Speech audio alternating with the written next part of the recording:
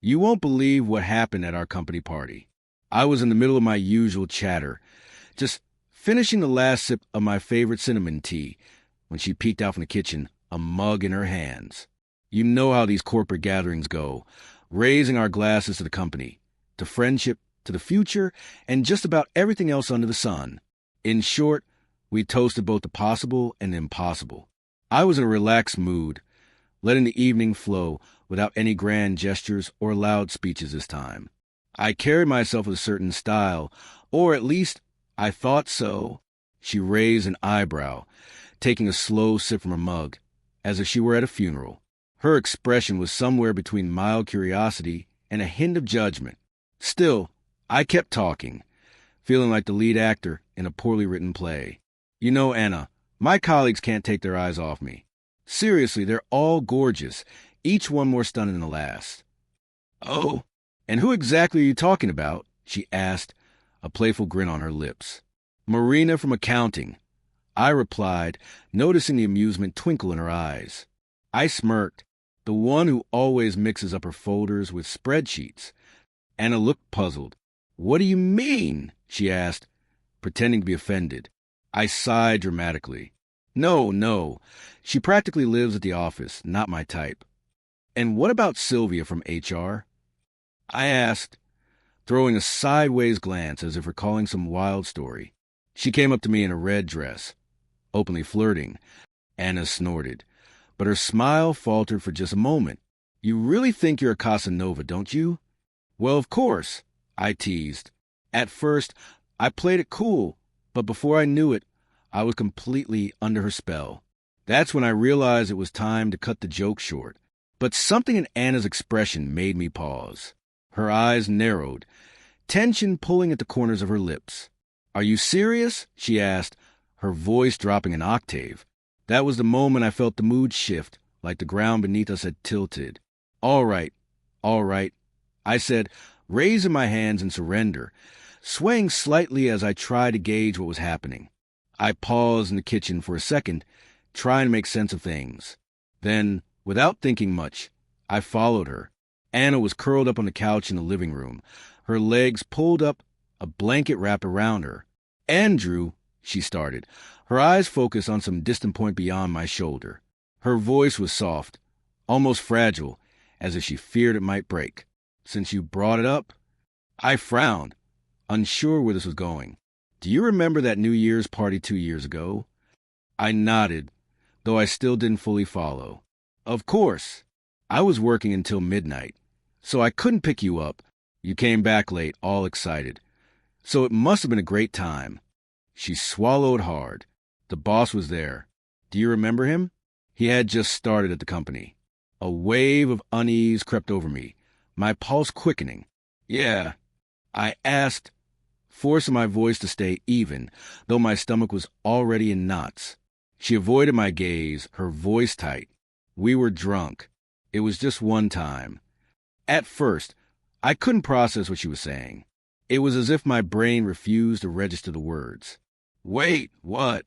My voice came out unsteady. Her eyes met mine, and for a brief moment, I saw raw pain flicker in them. I betrayed you. The words crashed into me like a wrecking ball, reverberating through my chest. The world around me blurred, her confession looping in my mind like a broken record. What did you do? My voice barely escaped as a whisper. Her lips trembled. It was a long time ago. After that night, I tried to bury it. She looked desperate, as if willing me to believe her.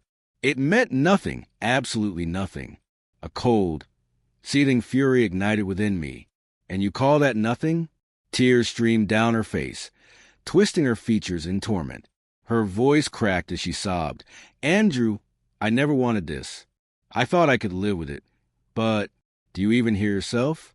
My pulse pounded in my ears, and before I knew it, I was on my feet, as if jolted by electricity. You cheated on me, and you're acting like you just redecorated the living room. She recoiled, her voice barely audible. I thought you'd understand. I let out a sharp, humorless laugh. Understand? The word felt foreign, bitter on my tongue. She hesitated before speaking again. You were just talking about your co-workers, about Sylvia.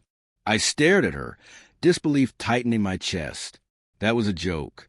Her face went blank, as if the blood had drained from it. A joke? She repeated, her voice hoarse. Can't you wrap your head around that? My words were laced with bitterness, yet they barely scratched the surface of the storm raging inside me. She didn't say another word, but I saw it, the slow, dawning realization of what had just unraveled between us. Her lips parted slightly as if to speak, but nothing came out. Then everything inside me broke free, the rage, the hurt, the crushing sense of betrayal. And you destroyed everything. Andrew, please. She stepped closer, but I recoiled, my body rejecting her touch as if she were a flame threatening to burn me alive. Don't touch me. Don't. My voice was sharp, raw, filled with emotions I could no longer restrain. She covered her face with trembling hands, as if shielding herself from the storm that had erupted between us. But I want to fix this. I swear. Fix it? A bitter scoff tore from my throat. Do you actually think you can fix this? My entire body trembled, my hands clenched so tightly they ached. Without another word, I snatched my jacket from the chair, my movements rough, unsteady. Where are you going? She cried, panic laced in her tone. Stop it. I shot back, my voice breaking. And then I was gone.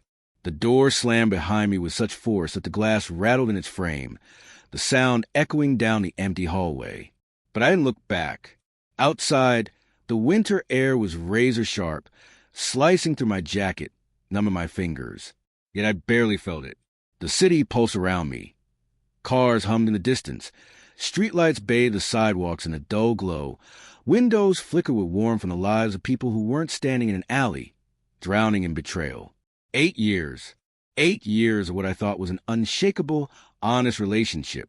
She had been my home, my anchor, my safe place. And now it felt like a sick joke, a cruel illusion shattered before my eyes. I thought back to the first time we met. Her laugh, carefree and genuine, in that tiny bookstore where I had asked for help picking out a gift for my nephew. That laugh had felt so real, so pure. How did we end up here? The question looped in my mind, relentless. Why?